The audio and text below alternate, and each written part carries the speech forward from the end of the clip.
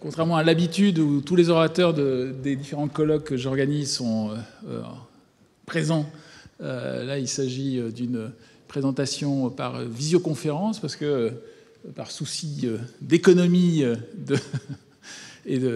pour ne pas trop injecter de gaz carbonique dans l'atmosphère, on a décidé avec ce dernier orateur, qui est Julien-Émile Jay, qui est professeur à University of Southern California à Los Angeles, de faire cette présentation en visioconférence. Donc il s'agit de la vedette américaine de la journée, même si une vedette américaine vient en première partie. Et là, il s'agira en fait d'une clôture du colloque. Donc Julien probablement va revenir sur certaines notions, mais pour que sa présentation ne soit pas trop... qu'il ne soit pas obligé de se lever en pleine nuit, on a décidé de le programmer à la fin de cette journée pour la clôture. Voilà. Et donc le titre de sa présentation va être Variabilité spatio-temporelle du climat de l'ère commune. Et pour ceux qui ne savent pas, l'ère commune, ce qui est un terme assez peu usité, je crois, en français, c'est les derniers 2000 ans, notre ère commune, Common Era, donc, qui commence depuis l'an 1, parce que dans le calendrier des historiens, il n'y a pas d'année zéro. L'année zéro n'existe que dans le calendrier des astronomes. Voilà.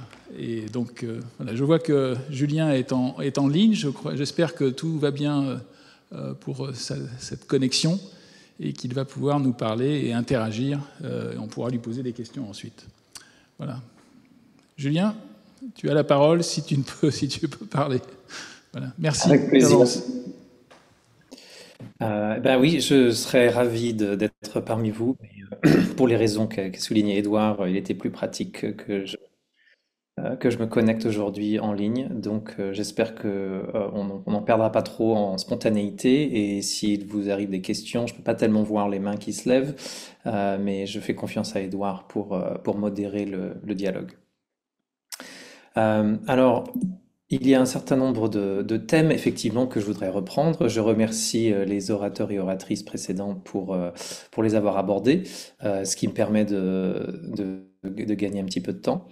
Je voudrais remercier par avant un certain nombre de mes collaborateurs, parce que ce que je vais vous présenter, c'est le fruit de beaucoup de travaux par beaucoup de gens, quelquefois presque une centaine d'entre eux pour certaines de ces compilations sur beaucoup d'années, donc c'est un travail de longue haleine. Et voilà, donc je vais aborder ces quatre thèmes-là. J'espère pouvoir me tenir aux restrictions horaires. Et avant plus de science, je voudrais préalablement m'excuser des franglicismes qui vont certainement se glisser dans la conversation, à l'instar de ceux de Jean-Claude Van Damme, qui fait le grand écart entre les États-Unis et l'Europe depuis longtemps. Et donc ça fait un peu plus de 20 ans maintenant que je suis aux États-Unis, et donc j'ai très rarement l'occasion de parler science en français, donc je vais certainement bafouiller et vous faire pas mal d'anglicismes, donc je m'en excuse au préalable. Voilà. Cela étant dit, j'aimerais qu'on reprenne qu'on reprenne ce thème du climat depuis l'an 0 ou l'an 1, sans faire de polémique.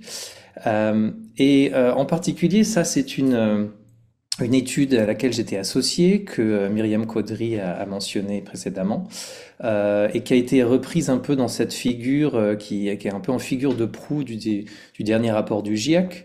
Peut-être à tort ou à raison, où on montre effectivement que le réchauffement récent est très très fait une anomalie, une aberration si l'on veut, par rapport au climat des 2000 dernières années.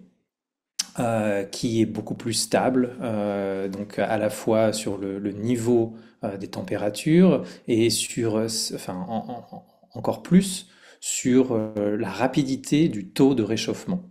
Donc une façon de mettre tout ça en perspective, c'est effectivement de regarder les reconstructions de regarder un peu qu'est-ce qui est en fait, qu'est-ce qui se cache sous cette courbe bleue que vous voyez là, qui est issue de la figure 1 du premier rapport du GIEC, enfin ce qu'on appelle le Summary for Policymakers, donc le résumé pour les décideurs.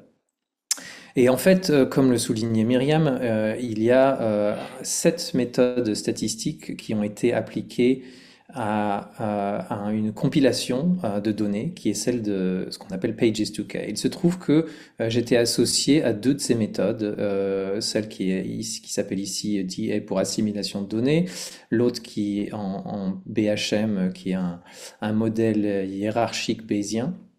Et donc je voulais vous parler d'abord de ce genre d'effort pour mettre un petit peu en exergue la diversité des données et des approches.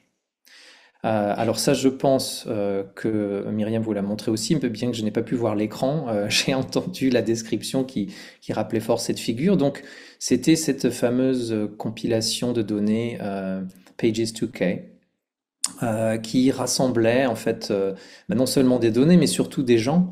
Et c'est important de donner, c'était vraiment un effort de groupe de rassembler à peu près une centaine de co-auteurs sur toute la planète, avec évidemment une représentation assez forte de l'Europe et des États-Unis, où on trouve la plupart des équipes scientifiques, aussi en Asie, malheureusement beaucoup moins en Afrique ou en Amérique du Sud. Et ce biais se retrouve aussi dans les données, dans la présence des données. Donc effectivement, la représentation n'est pas homogène. Mais de plus en plus, en particulier si on compare à ce qui se faisait il y a une vingtaine d'années, il y a beaucoup plus de représentations sur les océans, il y a beaucoup plus de représentations dans les tropiques. L'Antarctique aussi est bien échantillonné. Ce genre d'effort, bien qu'il n'ait lieu que qu'à intervalles assez irréguliers pour rassembler les données, est très très important parce qu'il sert vraiment de fondation pour tout ce que je vais vous montrer et une grande partie des choses qui ont été montrées par Myriam et Hugues dans les orateurs précédents. Donc c'est pas la seule façon de faire les choses, mais de rassembler toutes ces données de façon dans des jeux de données homogènes, ça facilite grandement l'analyse et ça, à mon avis, c'est un des facteurs qui a suscité les progrès des dernières années. Alors l'autre facteur, c'est la multiplication d'un certain nombre de méthodes statistiques ou dynamiques. L'une d'entre elles, alors ça c'est une variante sur l'assimilation de données, comme a pu la montrer Hugues ou Myriam, donc ça n'est pas un filtre à particules, mais c'est quelque chose d'assez proche. Et l'idée qui est importante ici, c'est vraiment qu'on fait de la fusion entre les modèles et les données. Et alors, il y a effectivement tout un tas pour ceux qui connaissent ce genre de choses, ça s'utilise. Ce sont des méthodes en fait qui sont issues de la prévision météorologique. Les réanalyses dont parlait Hugues sont exactement dans cette mouvance. Alors après, il y a tout un tas de variantes, ça se décline un peu à l'infini. Sur la façon dont on formule, en fait, c'est un problème finalement d'optimisation où on essaye de minimiser les différences entre ce que disent les modèles et ce que disent les données. Donc il y a tout un tas de façons de faire, mais la façon dont on a fait, et c'est ici ce qu'on appelle la réanalyse du dernier millénaire, ou LMR pour faire un acronyme, euh, où en fait on modélise explicitement par ce qu'on appelle des proxy system models la façon dont les données paléoclimatiques enregistrent les signaux climatiques et on fait en fait passer la simulation d'un modèle de climat à travers ces modèles qui sont des modèles très simples mais qui représentent la connaissance qu'on peut avoir de la façon par exemple dont des cernes d'arbres ou des coraux enregistrent les variations de leur environnement. Et ça permet après de faire vraiment de comparer des pommes et des pommes, comme on dit, où on compare effectivement dans l'espace des données, dans l'espace des observations, au lieu de comparer des pommes et des poires, comme on le fait souvent en comparant les variables qui sortent d'un modèle et les variables mesurées qui peuvent être par exemple des isotopes de l'eau, comme je pense Valérie Do a pu en parler avant, ou de la largeur de cerne qui ne sont pas dans les mêmes unités, qui ne sont pas commensurables avec les sorties de modèles. Donc c'est une première façon de faire, j'en montrerai certaines. Donc il y a une façon qu'on dit hors ligne, où, comme le soulignait Myriam, on peut en fait utiliser des collections d'états qui sortent de modèles qui ont été des simulations préalables, mais il y a aussi une façon de faire ça, ce qu'on dit en ligne, où en fait on fait tourner le modèle de façon interactive à chaque pas de temps. Et de plus en plus, on essaye de s'affranchir des limitations de calcul en utilisant des émulateurs, donc comme il a été mentionné au préalable. Donc je parlerai un peu de ces choses-là aussi. Alors comment ça marche dans la pratique?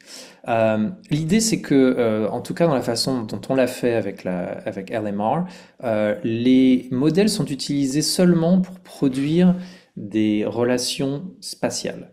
Donc ça permet de mettre en communication un proxy qui peut se trouver au milieu du Pacifique avec la température ou la précipitation ou la pression au bord du bassin ou même de l'autre côté de la planète. Alors évidemment, l'influence diminue en fonction de la distance, mais pas de façon très simple, donc une façon qui respecte la physique des modèles. Donc ces modèles, on les utilise pour connecter des points d'espace différents et pour connecter aussi des variables différentes. Donc par exemple la température et la pression. Ce qu'on ne peut pas faire avec des méthodes statistiques classiques, ou en tout cas très difficilement, et voilà. On utilise les proxys, eux, seulement pour le temps. Donc en fait, c'est un des avantages, mais aussi un inconvénient de cette méthode, la méthode hors ligne, c'est que toutes les variations temporelles proviennent uniquement des données, des données paléoclimatiques, donc ce qu'on appelle proxy. Et en fait, on utilise ces modèles proxy system models, comme on les appelle en franglais, pour obtenir l'amplitude, en fait, pour l'amplitude des variations.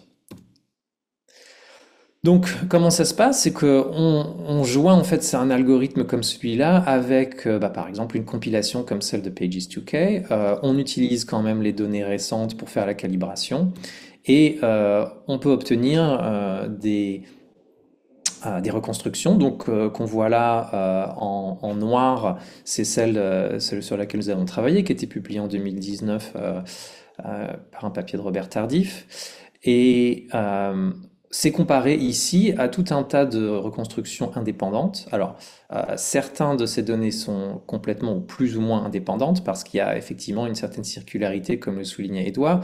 Là, en l'occurrence, c'est qu'on utilise des données récentes de température pour calibrer certaines choses. Alors, on calibre localement et là on vérifie globalement, donc il y a quand même un petit degré d'indépendance. On peut aussi faire cette vérification dans l'espace, donc là sur la carte qui est en bas de l'écran à droite, les zones rouges sont celles où la reconstruction marche bien, elle fonctionne bien. Les zones bleues sont celles où elle fonctionne moins bien. Donc plus c'est rouge, mieux c'est. Donc c'est pas parfait, mais c'est quand même impressionnant. Et en fait, ce qui est important de souligner, c'est qu'il y a un petit désaccord quand même déjà entre certains jeux de données, des jeux de données modernes. Donc si vous comparez par exemple ERA20 ou 20CR, ce sont des jeux de données issus de l'assimilation de données modernes, donc par exemple satellitales ou des données de température de surface instrumentale. Et même entre ces jeux de données-là, il y a certaines différences. Et donc ce qui est remarquable, c'est qu'on a avec simplement en fait cette méthode où on marie des données paléoclimatiques, une petite calibration sur des données modernes, mais sinon on injecte des données qui proviennent d'un modèle et on arrive quand même à quelque chose qui est qui rentre vraiment dans le moule de ces données instrumentales. Donc c'est assez remarquable en fait si on regarde les détails, c'est quelque chose que les gens n'apprécient pas toujours. Il y a une autre manière de faire cette validation indépendante et c'est très important qu'Edouard l'ait souligné avant, c'est que en tout cas dans cet algorithme-là, on calibre, enfin on utilise seulement une partie des données paléo et on en réserve une certaine partie, donc 25%, pour vérifier que, en gros, la méthode ne fait pas n'importe quoi. Donc, on peut soit avoir des jeux de données complètement séparés, et donc je vais vous montrer un exemple plus tard où on utilise en fait des données historiques, des données issues de documents, pour valider en fait une approche comme celle-ci. Ou alors on peut tout à fait imaginer qu'on met les données documentaires au même titre que ces données paléo-naturelles, mais que à chaque fois qu'on fait ça, et donc dans l'algorithme LMR, en fait, on fait ça une vingtaine de fois. Donc une vingtaine de fois, on tire au sort, en fait, et on utilise 75% des données pour faire tourner l'algorithme, et on en réserve 25% pour vérifier que l'algorithme ne fait pas n'importe quoi. Donc là, c'est un exemple vraiment sur très très peu de données parce que c'était en fait ce qu'on appelle une preuve de concept. Mais ça vous montre en fait comment on peut utiliser ça et l'intérêt dans cet exemple-là, c'est de montrer que en fait les distributions sont relativement cohérentes entre les proxys assimilés et les proxys non assimilés. Donc ça veut dire en fait qu'il n'y a pas de euh, chaque fois qu'on fait des exercices statistiques où on utilise des données, il y a un risque qui est, alors je ne connais pas l'équivalent français, mais on appelle ça overfitting. C'est-à-dire qu'on a tendance à mimer ou à essayer de passer trop près des observations.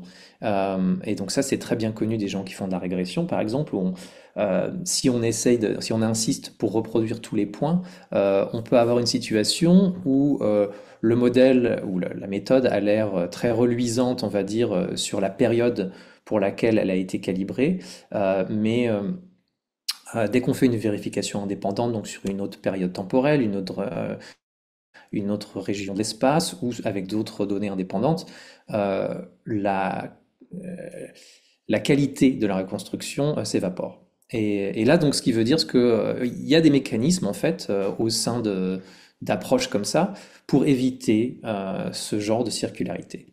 Donc voilà, c'était important de le dire pour répondre à la question d'Edouard. Alors, comment visualiser ces choses-là? C'est que c'est un sujet qui me tient à cœur. Ce qui est important, ce dont il est important de se souvenir, et je pense que c'est une approche qu'on voit pas forcément beaucoup en histoire, c'est que effectivement, on peut se focaliser sur la moyenne, qui est en fait l'état le plus probable reproduit par ces méthodes. Donc, ça serait par exemple ici la médiane ou la moyenne serait très proche qui est la ligne rouge. Mais ce qui est beaucoup plus important, en fait, c'est de regarder en fait toute la distribution. Donc que ça soit par exemple les 50% qui soient autour de la médiane ou que ça soit les 95%. Et on s'aperçoit que si on regarde que la médiane, en fait, on a ce genre de bandes bon, qui utilisent un peu la méthode Ed Hawkins pour représenter ça. Donc c'est très bien parce que ça permet de faire de la communication grand public et ça permet de mettre en exergue certaines années, un peu comme un code barre. Mais avec ce genre de méthode, on ne voit pas du tout les incertitudes. Alors que je pense qu'il est très important de montrer, c'est comme on le voit sur la figure du haut, c'est que les incertitudes en fait grandissent plus on va en arrière. Et ça, c'est une conséquence directe du fait que on a de moins en moins de données et des données de plus basse qualité, on va dire, avec moins de résolution, plus on va en arrière dans le temps.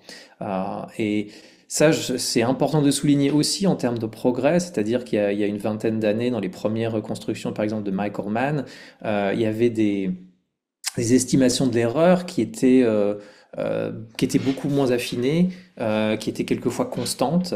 Et là, en fait, ce sont des méthodes, enfin, ça n'est pas la seule. Évidemment, l'assimilation de données, ça n'est pas la seule manière de faire ça. Mais une des choses qu'elle fait bien, c'est de montrer en fait à quel point les incertitudes grandissent en allant en arrière dans le temps à cause de ce genre de choses. Alors, il y a d'autres manières de montrer. Ça, c'est pour les fans de Joy Division. C'est une autre façon de montrer les choses. Ici, vous avez le temps sur l'axe des ordonnées. Et c'est pour montrer encore une fois que ce qu'on visualise fondamentalement avec ça, ce sont des distributions. Et donc là, la période moderne, donc qui correspond par exemple à la dernière décennie du XXe siècle, on voit à quel point elle sort du lot. Donc elle n'est pas complètement distincte, par exemple, du reste du XXe siècle, mais quand même la masse de la distribution est fortement tournée vers la droite. Et on peut, voilà, en repartant dans le temps, évaluer ce genre de choses de façon beaucoup plus rigoureuse statistiquement. Alors, je voulais parler un petit peu du chaos, parce que c'est un sujet qui a été évoqué par Myriam notamment. et pour lequel en fait Pascal avait cette très belle phrase en disant le nez de Cléopâtre, s'il eût été plus court, toute la face de la Terre aurait changé. Ce qu'il voulait dire en fait, c'est qu'il y a parfois de petits effets qui peuvent avoir des conséquences à long terme qui sont bien plus importantes. Et ça, tous les gens qui font de la prévision météorologique le savent. Et Hugues et Myriam en parlaient. C'est-à-dire que l'atmosphère et l'océan sont chaotiques. Et ce que ça veut dire tout simplement, c'est que si on part dans un point de départ donné, on a en fait toujours une petite incertitude sur ce point de départ.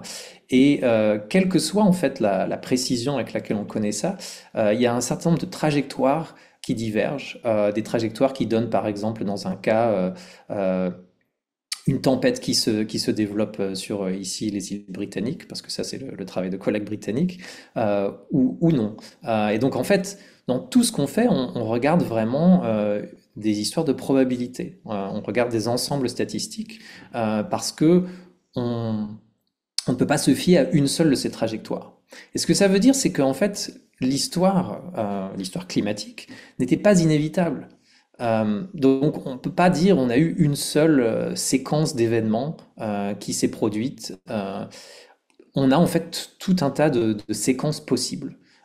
Et donc la plupart des méthodes de nos jours donnent un certain nombre de ces séquences. Donc ce que vous voyez là en gris, c'est la densité de probabilité. Alors ça dans une reconstruction plus récente qu'on appelle LMR en ligne, qui date de 2021.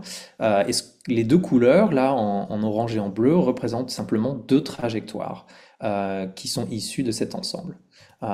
Donc l'idée que je voulais simplement faire passer ici, c'est qu'il est très important de représenter ces incertitudes et qu'on peut le faire par des trajectoires, ce qui permet en fait après de se livrer à tout un tas d'exercices, comme ont pu le montrer certains des orateurs précédents. Alors, une autre façon de faire, c'est avec un modèle un petit peu différent, c'est un modèle statistique bayésien, où là, pour le coup, on représente directement l'effet des forçages sur la température T qui est représentée ici. Et alors, l'idée, c'est que ça permet en fait de faire rentrer donc le forçage volcanique, comme il est montré ici en jaune, le forçage solaire, comme il est montré en rouge, et auquel Édouard et les données qu'il produit ont beaucoup contribué, et les forçages dus au gaz à effet de serre, en l'occurrence le dioxyde de carbone ici en noir. Et en faisant rentrer ça en fait dans le modèle, on arrive à, à, à obtenir des estimations du changement climatique qui représente ça en partie, et on arrive notamment à faire une attribution directe. Et ce qu'on voit ici, c'est que en gros, la signature due au gaz à effet de serre est très très marquée dans ces reconstructions. On voit on peut détecter aussi très bien un effet des changements du forçage volcanique, mais que, et ça c'est en vert, et vous voyez 0 est ici, en gros, il y a assez peu d'effet du forçage solaire là-dedans, même si c'est un des ingrédients qu'on fait rentrer dans ces reconstructions. Donc voilà, le forçage solaire expliquerait assez peu de choses, le forçage volcanique plus, mais comme on le soulignait auparavant, je pense que la variabilité interne est vraiment primordiale quand on regarde le dernier millénaire ou les deux derniers millénaires. Et que, voilà, pour en revenir au nez de Cléopâtre, ça veut dire qu'en fait, on a tout un ensemble de trajectoires possibles qui sont un peu le fruit du hasard. Alors voilà, pour en revenir ici, c'était donc ces deux méthodes-là euh, euh, qui sont en bleu et en marron. Et donc ça vous montre un peu que effectivement il y a une certaine incertitude à prendre en compte, c'est-à-dire qu'il y a une diversité non seulement des données, mais aussi une diversité des méthodes et qu'elles donnent des résultats qui sont parfois, enfin, qui donnent l'impression d'être divergents. Donc ce que je vais faire un peu plus tard, c'est vous montrer qu'elles ne sont pas en fait si divergentes que ça. Alors, parlons un petit peu d'effet d'espace. Euh, on a parlé de la réponse au forçage volcanique. et en particulier du fait que assez fréquemment, c'est une figure adaptée du rapport du GIEC numéro 5, donc qui datait de 2013, où on montrait en fait qu'il y a un refroidissement, comme le soulignait Myriam, qui a lieu après des éruptions volcaniques, mais que ce refroidissement est généralement beaucoup plus fort dans les modèles que dans les reconstructions. Il y a un certain nombre de causes à ça, qui ont été expliquées par exemple dans ce papier de 2020 par mon étudiant Feng Zhu. Mais la question que je voulais poser aujourd'hui, c'est aussi celle de la structure spatiale, parce qu'en fait, il y a une grosse variabilité d'éruption à éruption. Elles ont lieu dans des lieux différents, à des saisons différentes, et ça donne lieu en fait à une physionomie différente pour chaque éruption de la réponse climatique. Donc on peut regarder la variabilité spatio-temporelle dans ces reconstructions. Donc c'est l'intérêt, par exemple, de quelque chose comme LMR, c'est-à-dire qu'on reproduit tout un champ climatique. Donc là, je vous montre, par exemple, les 3 premiers modes de la variabilité. Donc pour ceux qui connaissent, ça s'appelle une analyse en composantes principales. Et on voit qu'on a effectivement un premier mode qui, en fait, et se projette principalement sur la trajectoire qu'on connaît bien, en fait, avec pardon pour les unités qui ne sont pas bien ressorties sur celui-là. C'est la période récente, en fait, donc le XXe siècle ici.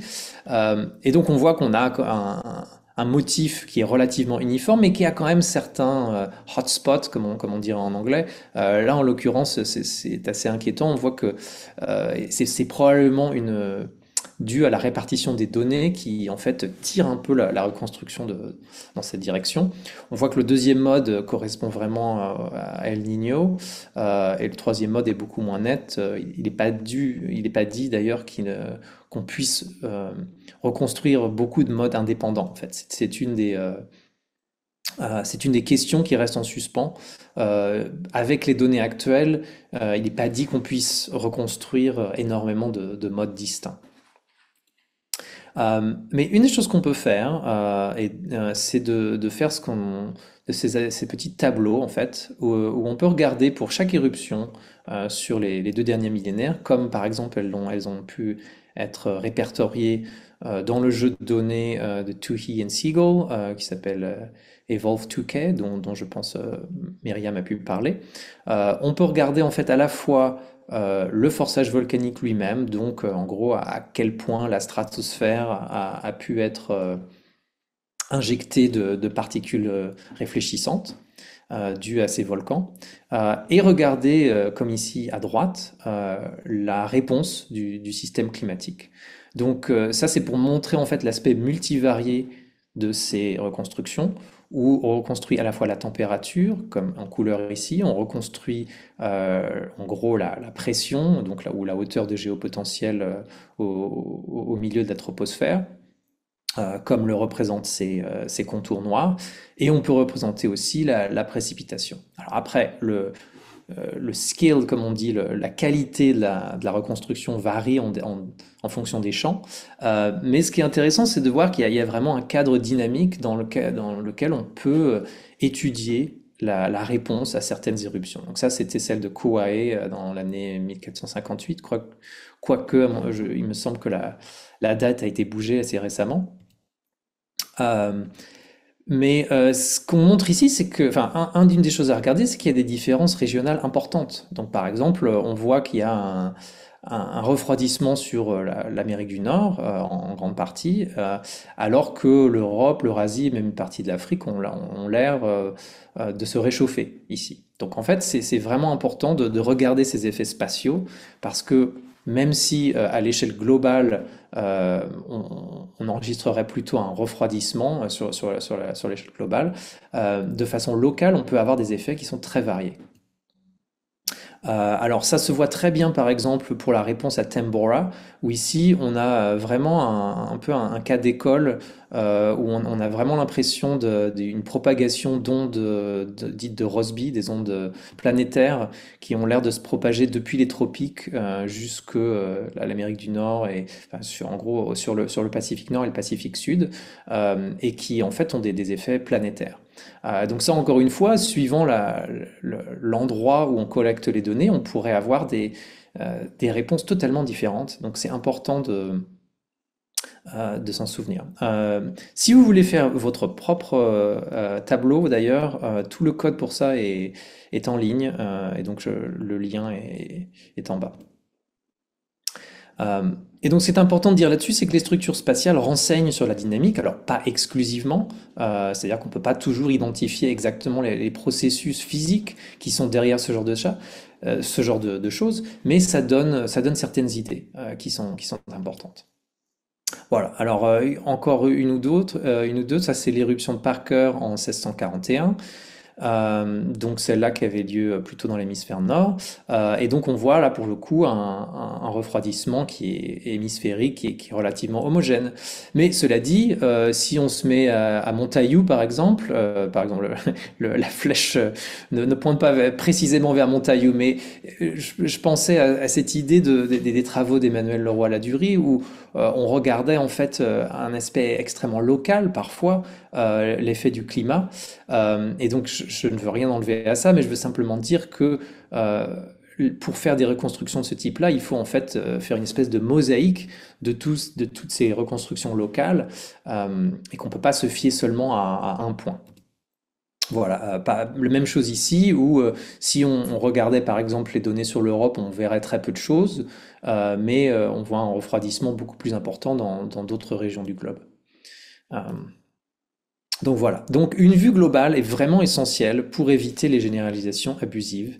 Ça nous amène à un point qui est à mon sens très important, c'est celui de cet optimum climatique médiéval. C'est quelque chose qui était connu des historiens, en particulier Hubert Lamb. Et donc ça, c'était dans le premier rapport du GIEC en 1990. Il y avait cette courbe qui laisse beaucoup à désirer. Je pense que si de nos jours un étudiant venait de défendre une thèse avec ce genre de graphique, ils auraient beaucoup de problèmes, en particulier parce que vous voyez ici, il n'y a pas d'unité sur l'axe des ordonnées. Donc on ne sait pas s'il s'agit de 1 degré, 10 degrés ou 0,1. Puis c'était quand même très qualitatif. Mais néanmoins, donc voilà, il y avait cette idée relativement qualitative que, en tout cas en Europe, vers l'an 1000 ou un peu avant, il y avait en fait un espèce d'optimum climatique qui se retrouve reflété dans tout un tas d'archives documentaires. Et donc c'était naturel de généraliser ça, de penser que c'est peut-être le cas dans tout l'hémisphère nord. On sait aussi évidemment que c'est à peu près le moment où les Vikings ont réussi à traverser l'Atlantique, à installer des colonies au Groenland. Donc il y a tout un tas d'événements historiques qui font penser qu'en tout cas dans l'Atlantique Nord, les choses étaient relativement chaudes. Alors, on peut faire ça de façon plus rigoureuse maintenant, vu qu'on a des reconstructions globales. Donc ça, c'est une analyse que j'ai faite qui est pas publiée, mais qui est assez simple à faire, où on peut regarder en fait pour des périodes, des blocs en fait de tailles diverses, donc 10 ans, 25 ans, 50 ans ou 100 ans. Là, en l'occurrence, j'ai pris 25 ans dans cet exemple. Donc vous voyez cette bande rouge qui représente les derniers 25 ans de l'ère commune. Et on peut regarder deux choses. On peut regarder le niveau du réchauffement, donc qui est représenté par ce gros point, ou on peut regarder le taux de réchauffement, donc qui est en gros la pente de ce segment, cette ligne rouge. Et on peut comparer ça avec tous les segments précédents. Donc on peut se demander, est-ce que la température sur cette période, sur ce bloc le plus récent, comment on la compare avec les périodes précédentes et comment comparer le taux de réchauffement sur des périodes analogues. Alors on peut répéter cet exercice et on peut le faire en fait pour toutes les périodes de 25 ans. Et ce que je vais vous montrer maintenant, c'est le résultat qu'on fait sur ces différents blocs. Donc des blocs de 10 ans, 25 ans, 50 et 100 ans. Et en fait, ce qu'on peut se poser la question, c'est quelle est la probabilité que la période la plus récente sorte du commun. Et en fait, ce qu'on voit, c'est que pour les périodes de 10 ans, 25 ans et 50 ans, cette probabilité est voisine de 1. Donc, vos yeux vous le direz aussi, c'est-à-dire qu'il est très très clair sur ce genre de courbe que la période récente est anormale. Ça se retrouve aussi sur les tendances. Euh, et les rôles sont un peu inverses, c'est-à-dire que ici, quand on regarde des périodes de 100 ans, on peut trouver des périodes de 100 ans qui ont plus ou moins la même température. Enfin, on peut en trouver en gros 13%, donc pas beaucoup, mais ça peut se trouver. En revanche, quand on regarde les tendances, donc le taux de réchauffement, c'est un peu l'inverse. Donc on peut trouver à peu près la moitié des décennies précédentes ont des taux de réchauffement sur 10 ans qui sont comparables à celui qu'on a pu obtenir par exemple entre 91 et 2000, parce que c'est à ça que ça correspondrait. En revanche, dès qu'on allonge ce segment, dès qu'on regarde des blocs un peu plus longs, donc à partir de 25 ans, on voit en fait qu'il n'y a absolument aucune commune mesure et que le taux de réchauffement soutenu sur des périodes aussi longues n'a absolument aucun précédent dans les 2000 dernières années. Et alors, puisqu'on parle d'effet d'espace, on peut regarder ça aussi en espace. Donc ce que vous voyez là en jaune, ça correspond en fait en gros à cette probabilité-là. Alors là, c'est calculé sur 30 ans. En jaune, en fait, on montre les endroits où la période récente est anormale. Enfin, la probabilité qu'elle n'ait jamais été vue en fait au cours des 2 derniers millénaires. Et donc ce que ça vous montre ici, c'est que dans la plupart de la planète, hein, ces cartes sont quand même en jaune en grande majorité, dans la plupart de la planète, en fait, il y a aucun analogue précédent. Il y a certaines zones particulières dans l'océan austral, donc qui sont des zones qui sont très peu observées. Donc en fait, ce que ça représente ici, c'est tout simplement l'incertitude. Donc on ne sait pas. Donc localement, en Europe du Nord, oui, on peut voir dans certains cas effectivement que il y a des précédents dans un certain nombre de cas statistiques. Mais globalement, quand on prend les choses dans leur ensemble, ce qui en ressort, c'est qu'il n'y a pas de enfin, il n'y a pas l'impression d'un optimum médiéval climatique global. Localement, peut-être, il y en a eu un, je ne le nie pas, mais ça n'est vraiment pas l'impression globale qui ressort de ce genre d'analyse. En revanche, ce qui ressort vraiment de façon très très forte, c'est que le réchauffement récent est hors du commun. Alors voilà. Effet temporel, parlons-en un petit peu, sans s'éterniser. Une des choses qui peut être tentante de faire, c'est de comparer certaines de ces reconstructions à d'autres. Et donc ça, c'était par exemple une figure qui était publiée dans un article de Ulf Bungen, un collègue suisse, où il regardait certaines reconstructions basées sur des cernes d'arbres avec celles de Pages 2K. Alors, on compare un peu des pommes et des poires parce que ces reconstructions sont locales. Celle de Pages 2K essayait de représenter tout le globe, donc déjà, il y a des différences. Mais c'est une question assez légitime en fait. Comment comparer en fait ces reconstructions de façon quantitative et à partir de quel moment est-ce qu'on peut se dire que deux reconstructions divergent, qu'elles ne sont plus compatibles en fait. Ou une autre façon de demander, c'est est-ce que les différences qu'on observe sont significatives? Donc j'ai fait ça récemment dans un papier que je partagerai dans une seconde. Où là c'est encore un article de Ulf Bungen, cette fois avec plus de collaborateurs, où en fait ils ont fait tout un tas de reconstructions de la température de l'hémisphère nord à partir de cernes d'arbres en utilisant un certain nombre de choix, en fait en faisant varier tout un tas de choix, des choix méthodologiques. Et en fait, il y a une quinzaine de groupes qui se sont attelés à ça. Donc il y a 15 reconstructions. Et la moyenne est en vert. Et donc, ce qui est tentant de faire, c'est de comparer avec, par exemple, une des reconstructions à laquelle j'étais associé, donc celle qui est en jaune, qui est celle du Last Millennium Reanalysis. On fait un peu la même chose, mais en retournant un peu les choses sur la figure du bas, où là, cette fois, on regarde toute la distribution statistique du Last Millennium Reanalysis, et là, on le compare à la médiane de ces reconstructions de Bungen et al., qui est là en rouge. Donc, en fait, on regarde la même chose, mais avec deux optiques différentes. Et alors, effectivement, les effets d'œil, les effets d'optique peuvent tromper un peu. Il y a des cas où on voit des différences très très marquées. Par exemple, vous voyez cette reconstruction violette là n'a pas de commune mesure avec celle en jaune. Mais cela dit, il y en a d'autres qui sont cachées derrière la jaune, en fait, qui sont peut-être compatibles. Alors, comment répondre à cette question? Comment étudier cette compatibilité de façon rigoureuse? Et une façon de le faire, c'est d'introduire une nouvelle notion de mesure. Alors, un des contextes aussi où ça se présente, c'est de regarder les différences entre les modèles et les données.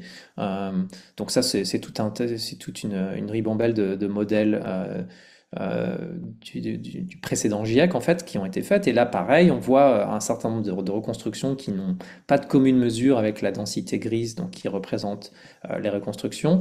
Et en gros, il y aurait que celle qui est en jaune, là, qui aurait des points communs avec celle avec la reconstruction. Alors, je vais pas m'étendre sur les maths, mais ce qu'on a fait dans un travail récent qui est en fait en cours de parution, donc vous pouvez avoir accès à l'article soumis ici, c'est tout simplement enfin tout simplement non, ça n'est pas tout simple, mais nous avons proposé une nouvelle métrique, en fait, une nouvelle mesure de distance qui permet de mesurer la distance entre des faisceaux de trajectoire. Donc on appelle ça plume distance en anglais, distance de faisceau en français. Et donc ça permet de quantifier la différence, donc que ça soit d'ailleurs entre des modèles et des données, entre des modèles eux-mêmes, ou entre des reconstructions qui ont un ensemble de trajectoires, en fait. Donc c'est une notion très générale qui s'applique à ce genre de problème. Et ça permet de dire, voilà, donc entre l'ensemble bleu et l'ensemble orange, où on voit que bon, globalement, ils ne sont pas l'un sur l'autre, mais il y a quand même une certaine, un certain degré de recouvrement. Comment est-ce qu'on peut rigoureusement quantifier la distance entre les deux? Alors, je vais vous passer les détails, mais en gros, on peut obtenir ces nombres qui sont des nombres en fait dans les unités d'origine. Donc, si on regarde la température, ces nombres sont en degrés Celsius. Et donc, on voit que dans un certain nombre des cas, ces nombres sont relativement élevés, mais dans les cas qui sont en gras, ces nombres sont en gros sous le seuil de détection. Donc, ce qui veut dire que dans toutes les cases là, de ce tableau qui sont en gras, ça veut dire que les modèles sont en accord avec cette reconstruction. Et dans tous les cas où les nombres ne sont pas en gras, ça veut dire que les choses sont incompatibles. Donc effectivement, on retrouve ce résultat, enfin que vos yeux vous donnent, c'est-à-dire que à part en fait cette trajectoire jaune qui est donc l'ensemble de CISM, de Last Millennium Ensemble, les autres simulations ou les autres ensembles sont très divergents.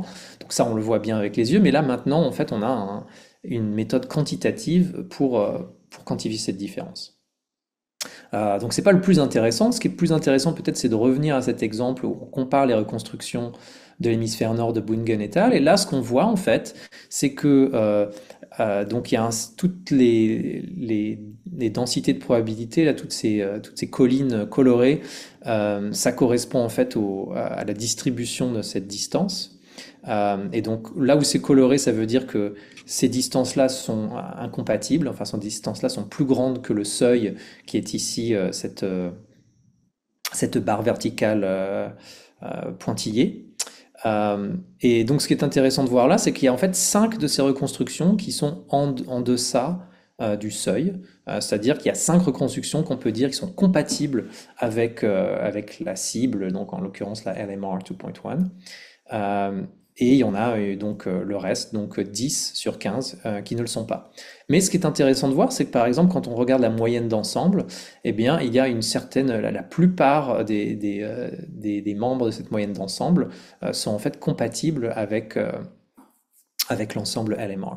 Donc voilà, ça donne, c'est surtout en fait un point de méthode, mais je pense que c'est important vu qu'on parle maintenant, on a accès à de plus en plus de méthodes qui ont des trajectoires, et ce genre de méthode permet d'obtenir des résultats beaucoup plus quantitatifs sur les comparaisons en fait entre ces différentes reconstructions.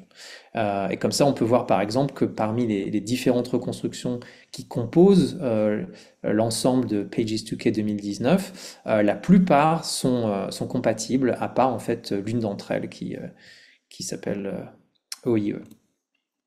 Voilà, alors dans les quelques minutes qui restent, je voudrais parler un petit peu en fait du futur. Puisque cette journée vient de s'achever, je vous remercie de votre patience pour ceux qui sont restés. Donc, on a maintenant une véritable explosion des méthodes d'assimilation, comme le soulignaient les intervenants précédents. Que ça soit d'ailleurs pour les 2 derniers millénaires ou beaucoup plus loin dans le temps, c'est-à-dire que on a appliqué ce genre de méthode maintenant pour reproduire les températures depuis le dernier maximum glaciaire, le Pliocène, le Phanérozoïque d'ailleurs. Il y a tout un tas de travaux récents, en particulier menés par Jessica Tierney. Donc il y a tout un tas de choses. Et ces méthodes-là donc sont très puissantes. En Europe, donc outre les travaux d'Hugues, de Myriam sur ça, il y a aussi nos collègues suisses avec une reconstruction, là celle de Valeur et al. 2023. Donc il y a tout un tas de choses et je ne peux pas y faire justice ici. Je ne peux pas leur rendre justice. Simplement, je voudrais souligner le fait qu'il y a de plus en plus maintenant de reconstructions dites en ligne. Et que ça permet en fait de faire de gros progrès. Donc, si on regarde par exemple la reconstruction de Perkins et Hakim, donc qui utilise en gros les mêmes données qu'avant, les données Pages2K, et les mêmes modèles, mais là maintenant qui utilise un algorithme en ligne, qui utilise en fait un émulateur très très simple de ces modèles climatiques et qui permet de respecter en fait la physique du climat, enfin d'approximer en fait l'évolution temporelle du climat, ce qui n'était pas le cas dans celle d'avant. Donc là, pour un point de comparaison, il y a ces reconstructions hors ligne que je vous ai montrées auparavant, où on voit effectivement que par exemple dans la première partie, dans le premier millénaire, les choses sont très très plates. Et ça, c'est vraiment un artefact, encore une fois, du fait qu'on a peu de données ou des données de moindre qualité. Et bon, là, je ne vous montre pas les incertitudes parce qu'elles ne sont pas disponibles pour cette analyse, mais en gros, il ne faut pas se fier à ça. On ne dit pas que le climat avait arrêté d'osciller, c'est tout simplement qu'on n'a pas d'informations là-dessus. C'est pour ça que c'est aussi plat. Et un des gros avantages des reconstructions en ligne, qui à mon avis sont le futur de ce genre de choses, c'est que on a maintenant une variabilité temporelle qui est beaucoup plus constante dans le temps et qui respecte beaucoup plus la physique du climat. Et ce qui est remarquable dans cette approche, c'est qu'en fait, c'est fait à un coût bien moins, donc c'est beaucoup moins cher que de faire tourner un modèle de climat, parce qu'on utilise un émulateur qui est en fait très simple à produire et à utiliser. Donc à mon avis, ça sera le futur de ce genre de choses. Une autre partie du futur, c'est le passé, en l'occurrence les données historiques qui sont maintenant de plus en plus utilisables, en particulier grâce à ces efforts-là, DocuClim. Donc ça, c'est une compilation de données historiques assez récentes par Burgdorf et al., aussi menée par des collègues suisses, mais il y a énormément d'historiens français qui s'y sont attelés. Et donc, ce sont des données de tout un tas de types, par exemple la phénologie dont Valérie Do a pu parler plus tôt dans la journée, ainsi que d'autres variables. Et en particulier, une des choses qui est très utile pour cette partie, en ce qui concerne les reconstructions, c'est que on peut faire une traduction assez directe en fait des variables climatiques vers les variables mesurées. Et donc, voilà, il y a aussi en particulier les dates de vendange, donc les choses dont vous avez pu entendre parler auparavant aujourd'hui sont inclus dans ce genre de base de données.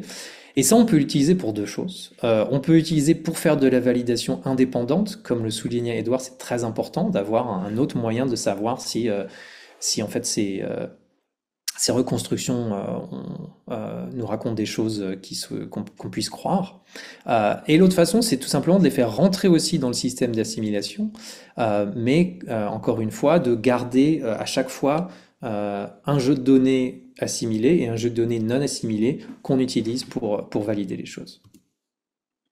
Alors, en finissant, je voudrais parler aussi d'efforts auxquels je suis associé avec le projet Presto, où en fait on a un site web que je pourrais partager peut-être après la conférence, mais où on peut trouver diverses choses. En particulier, on peut accéder à un certain nombre de ces reconstructions. Donc, il n'y a pas besoin d'écrire du code. On peut aller en fait les visualiser soi-même. Et en l'occurrence, on peut regarder, faire des comparaisons entre les méthodes. Alors, je vais essayer de voir si je peux faire passer une autre partie de mon écran. Voilà. Donc là, c'est un exemple où on regarde la réponse à l'éruption de Samalas, par exemple en 1259. On peut faire la même chose pour 1258. Et on regarde en fait, à gauche, vous avez LMR dont je parlais avant, et à droite, vous avez une autre reconstruction.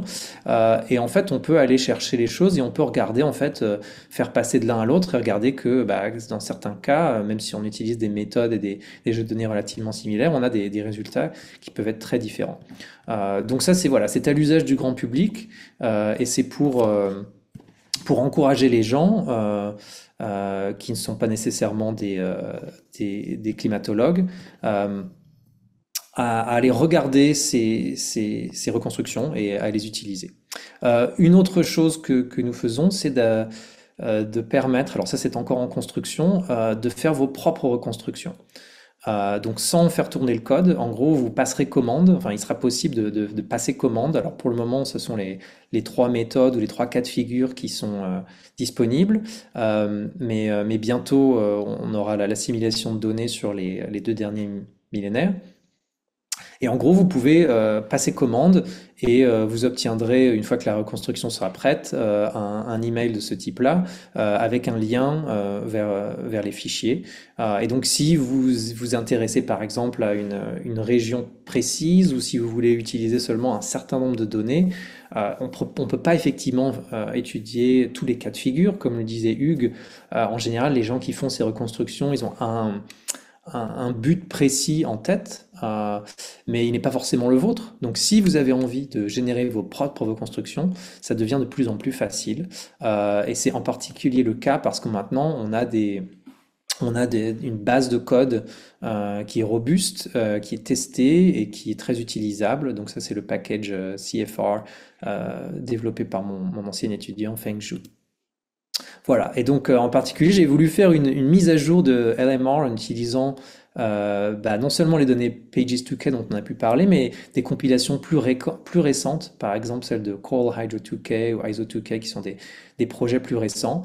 Alors, ce sont des résultats extrêmement préliminaires, mais c'est pour montrer que voilà, c'est quelque chose que j'ai fait dans la semaine précédente et c'est maintenant assez facile de le faire et j'espère que dans le futur, il sera de plus en plus facile en fait de générer des reconstructions et de ne pas avoir à attendre 10 ans pour la prochaine mise à jour.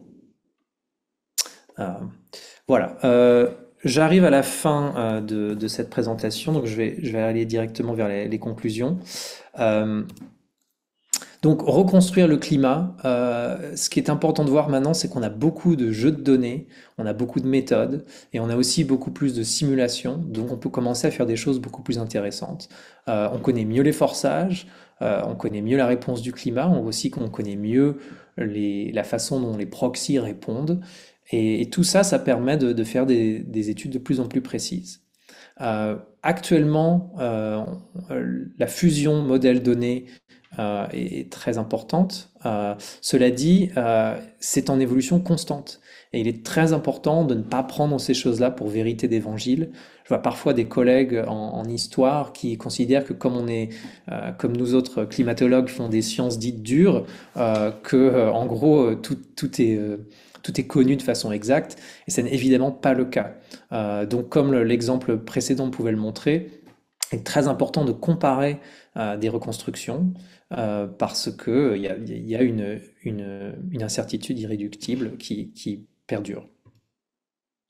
Mais tout ça permet de faire des choses de plus en plus intéressantes, comme le montrait par exemple Hugues. On peut faire donc detection and attribution.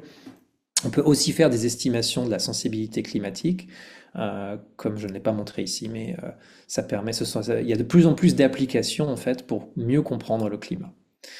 Et tout ça, ça vient du fait qu'on peut maintenant représenter à la fois le temps et l'espace, mais effectivement, dans les deux cas, les incertitudes sont primordiales et doivent être représentées.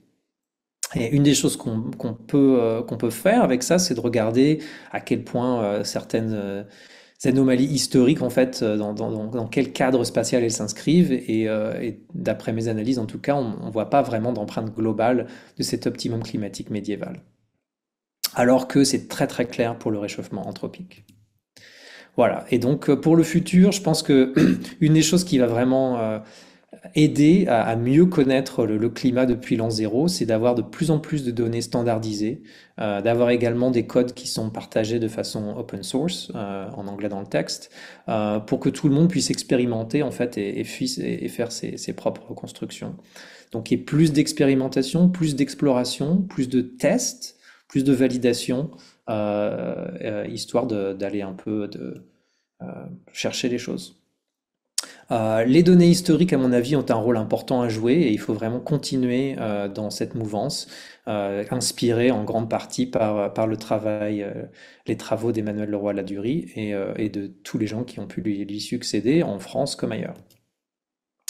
Et je pense en fait que le dialogue entre historiens et paléoclimatologues est primordial, et c'est une des raisons pour lesquelles j'aimerais beaucoup être dans la salle aujourd'hui, mais je ne suis pas des vôtres. Donc voilà, s'il reste du temps, je serais ravi de répondre à des questions.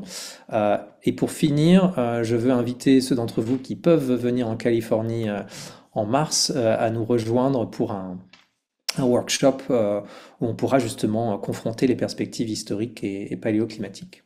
Voilà, je m'arrête ici et je serai ravi de prendre vos questions.